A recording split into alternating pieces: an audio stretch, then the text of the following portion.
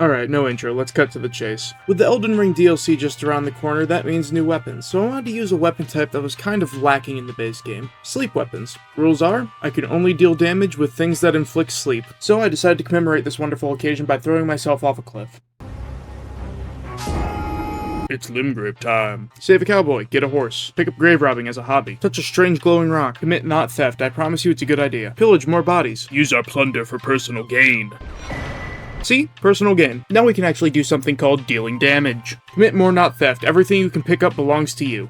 Simp for a sugar mommy who gives you things. Try and figure out how to use elevators so you can steal stuff from Altus. Liquidate all of your funds. Upgrade. Then use the rest to treat yourself, because you deserve it. And now the run can finally begin improper. One of the main things about sleep status is that it doesn't work against trees.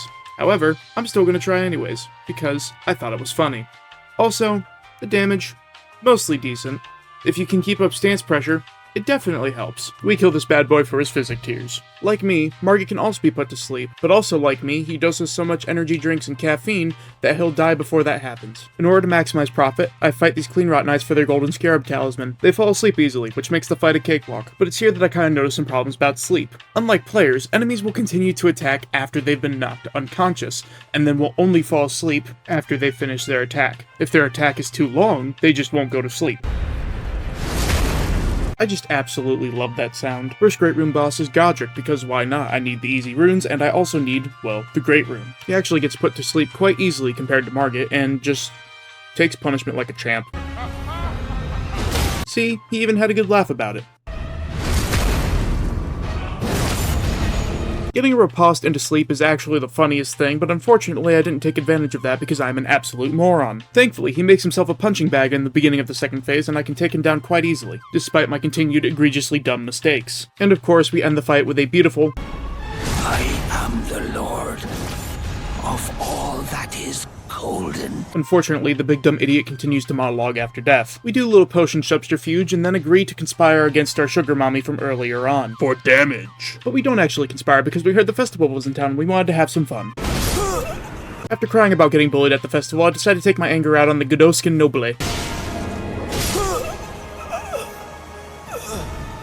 This is what I meant when I said there were some problems with sleep. Now, despite the fact I had already inflicted sleep on him, there must have been a startup frame just seconds before he had actually gotten hit, but there are still some neat interactions like this. I think it has something to do with checking if the Godskin Noble wants to continue the role. But enough about that, we came here for upgrade pieces. So with the +9 sword, I go rune hunting for more levels. And it's actually kind of hard to inflict sleep on most enemies without just straight up killing them first. And the same applies to a lot of bosses, so I end up just whacking them with some suboptimal damage on a stick. So in order to get more runes and hopefully more damage, I decided to take on Gilka. Her fight is kind of a meme because she takes so much damage and she guards a damage talisman. The only way I can describe this boss is glass cannon without the cannon part. Just glass. No health, no poise, no real big damage.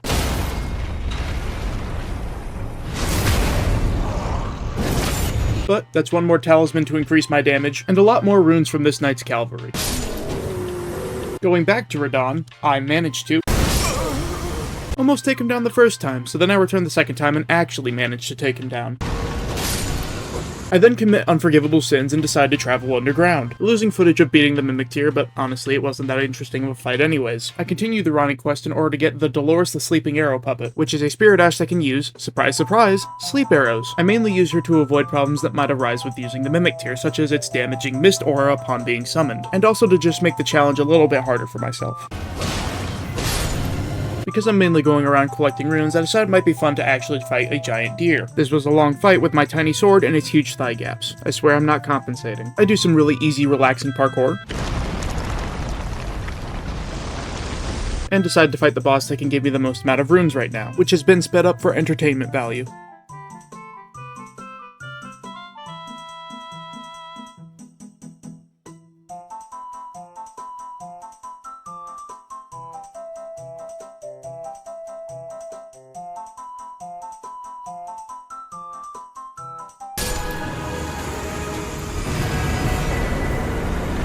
Rule number 1 about Fight Club. Don't talk about Fight Club. We are.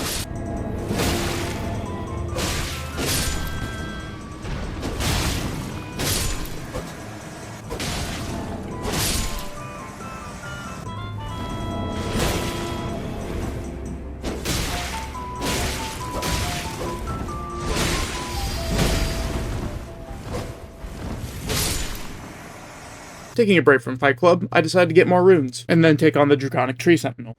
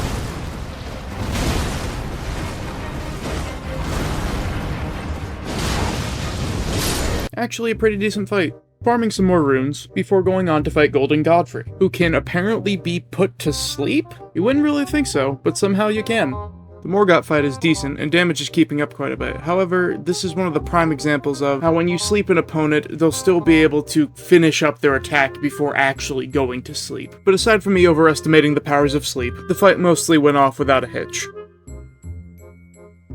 Okay, maybe a slight hitch, I got scared there for a second. Figure out how to use an elevator, kill a homeless man, respark up Fight Club to try and get as much PvP experience as I can out of sleep.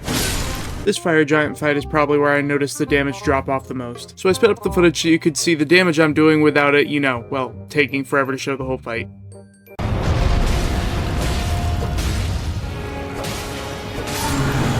And with that, a legend is felled. See, it says it on the box. I commit the cardinal sin of touching a woman, I black out, and wake up in Detroit. The Godskin duo can be summed up with the following.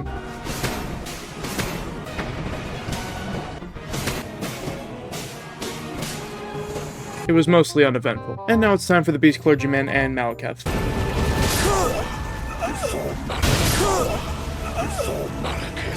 So, now is the part in the run where I go around collecting buffs like the Commander Standard and the Jellyfish Shield.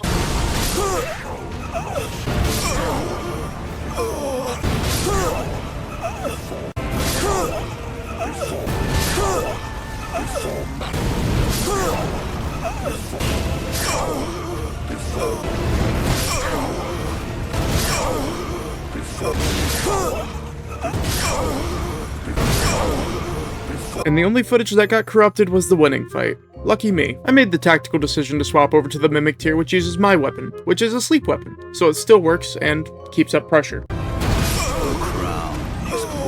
Godfrey is an interesting boss fight, especially with the somewhat split dichotomy between his two phases. But I feel like he's done a disservice by being right before the final boss, but right after Gideon. And especially with having fought the Godfrey Shade earlier, it just makes him feel like a somewhat repetitive boss despite how interesting he is. It's one of the rare cases where I feel like less could have actually been more if we hadn't have fought in the Godfrey Shade, and if we hadn't have just, you know, gotten finished with two other bosses, Macleod and Gideon, with almost nothing in between. This boss fight could have really been enhanced in enjoyment, but it's just kind of bland. And while his moveset, lore, and music are all cool and awesome, it kind of feels like he was just hastily shoved in there to resolve a plot point, and to add some padding before you get to Radagon. Does anyone share this sentiment? Let me know in the comments. Man, the rest of this fight's taken a while. So, how's the weather? Oh, wait, I can just...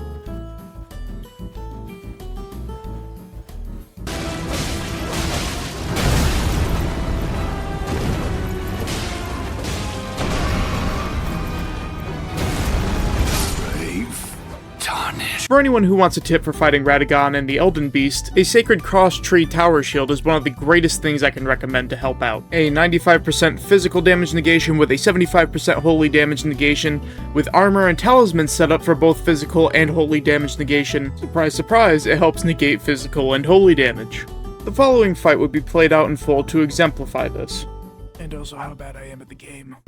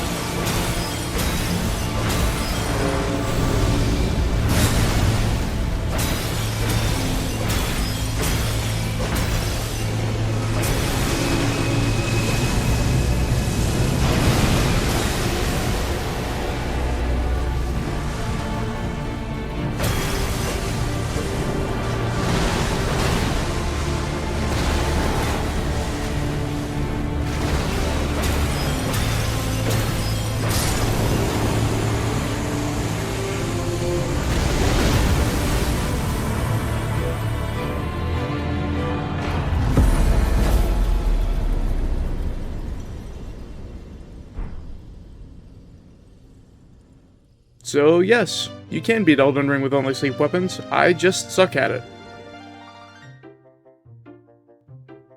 This isn't an all remembrances thing. I'm not fighting Melania or Astel Natural Born of the Void or Rykard. I'm mainly just doing a dumb thing and wanted to have fun with it. If you stuck around this long, thank you for watching. I appreciate you entertaining my goofy video, and hopefully I could interest you or bring a smile to your face. And just a reminder to go out there and have fun.